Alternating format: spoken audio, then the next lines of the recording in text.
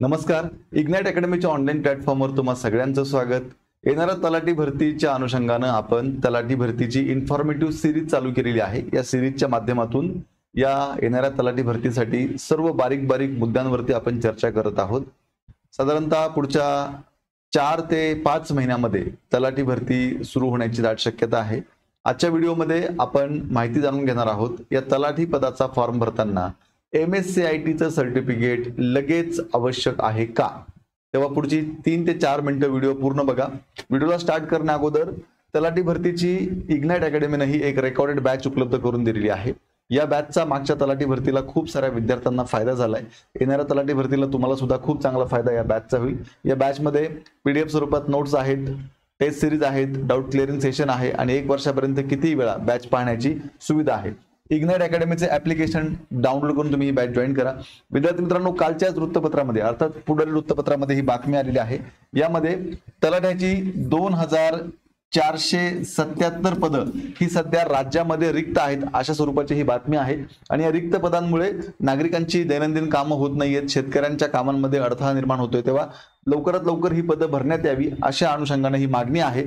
आता तरी विद्यार्थी मित्रांनो, मी जसं तुम्हाला आधी सांगितलं त्याप्रमाणे 4 ते 5 महिन्यानंतरच तलाठी भरतीची प्रक्रिया सुरू होईल. आता आजच्या व्हिडिओमध्ये सगळ्यात महत्त्वाची गोष्ट MSCITचं काय, तर शैक्षणिक पात्रता काय लागते बघा. तर तलाठी व्हायचं असेल तर ग्रॅज्युएशन आवश्यक आहे. त्यासोबत कम्प्युटर नॉलेज म्हणजे MSCIT पण लागतंय. मराठी भाषेचं ज्ञान आणि आपण महाराष्ट्राचा रहिवासी असणं आवश्यक आहे. मग सगळ्यात महत्त्वाचा मुद्दा हा आहे की MSCITचं ज्ञान किंवा MSCITचं सर्टिफिकेट हे फॉर्म भरताना लगेच लागतंय का, तर त्या संदर्भातला महाराष्ट्र शासनाचा एक GR आहे. तो GR काय सांगतोय बघा. आता यासाठी बघा शैक्षणिक अर्हता. आता शैक्षणिक अर्हता यामध्ये काय सांगितले बघा की महाराष्ट्र शासन महसूल व वन विभाग यातील जो काही 1 जुलै 2010चा अधिसूचना आहे त्यानुसार मान्यताप्राप्त विद्यापीठाची पदवी म्हणजे ग्रॅज्युएशन कंपल्सरी लागते. त्यासोबत MSCITचं काय सांगितलेलं आहे बघा. आता या ठिकाणी शासन निर्णय आहे हा महाराष्ट्र सरकारचा. हा शासन निर्णय आहे 2013चा. यानुसार संगणक माहिती तंत्रज्ञान विषयक परीक्षा उत्तीर्ण असणे आवश्यक आहे. आता ही परीक्षा म्हणजे MSCIT असणं आपल्याकडे आवश्यक आहे. पण नसल्यास काय, शासन निर्णय सामान्य प्रशासन विभाग हा 2003चा शासन निर्णय आहे. यानुसार संगणकाची अर्हता नियुक्तीच्या दिनांकापासून 2 वर्षाच्या आत प्राप्त करणे आवश्यक राहील.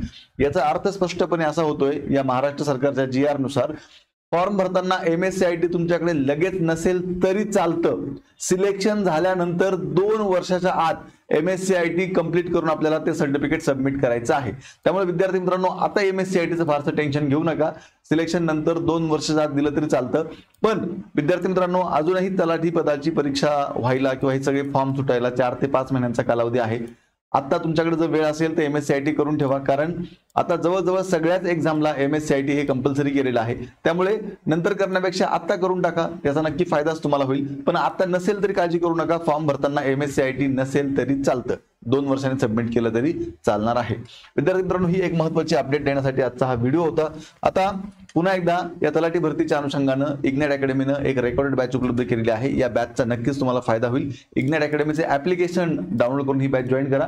या बॅचमध्ये सर्व इग्नाइट अकॅडमीच्या तज्ञ शिक्षकांनी शिकवलेलं आहे. PDF स्वरूपात नोट्स आहेत, टेस्ट सिरीज आहेत, डाऊट क्लिअरिंग सेशन आहे. 1 वर्षापर्यंत किती वेळा बॅच बघण्याची सुविधा आहे. या बॅचचा नक्कीच तुम्हाला फायदा होईल. अधिक माहितीसाठी 8888 25 61 17 या नंबरला संपर्क करा. आणि अशाच प्रकारे तलाठीसह इतर सर्व एक्झामचे नवीन अपडेट जाणून घेण्यासाठी आत्ताच इग्नाइट अकॅडमीचे हे YouTube चॅनल सबस्क्राईब करा.